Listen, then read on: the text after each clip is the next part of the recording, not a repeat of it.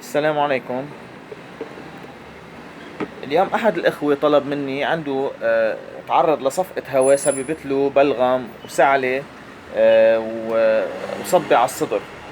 فسألني شو نوع العسل اللي بيفيدني، وكتير من الناس عم يسألوني عن أنواع العسل اللي بتفيد بهالحالات هيدي، لأنه هلأ مع بداية البرد واشتداد البرد كتير من الناس عم يصير معها سعلة وبلغم على صدرها وصبات على صدرها، وهذا شيء طبيعي يعني بيصير كل سنة.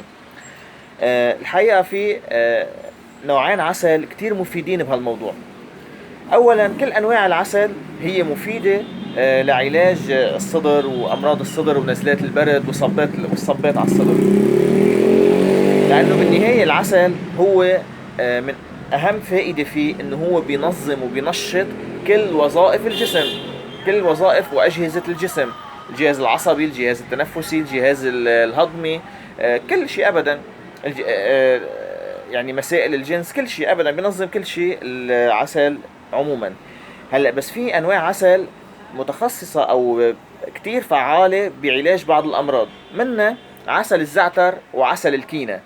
عسل الزعتر والكينة كتير منيح للصدر، يعني عسل الزعتر بيعالج البلغم والسعلة القوية، والكينة بيعالج التهابات الشعب الهوائية والتهابات الرواية. فاللي اكل صبع على صدره ومعه سعلة وبلغم كتير بيفيدوا هاي الانواع من العسل. هلا حنخلطهم، حنحط هذا عسل زعتر، حنحط فوقه عسل كينة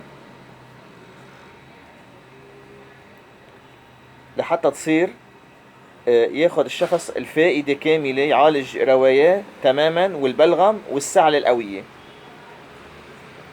وعلى فكرة هذا العسل الزعتر خصوصا، عسل الزعتر وعسل الكينة خصوصا كتير مفيدين لمرضى السكري، لأنهم هن بيزيدوا إفراز الأنسولين. الكينة بيزيد إفراز الأنسولين بالدم، فبيعدل السكر.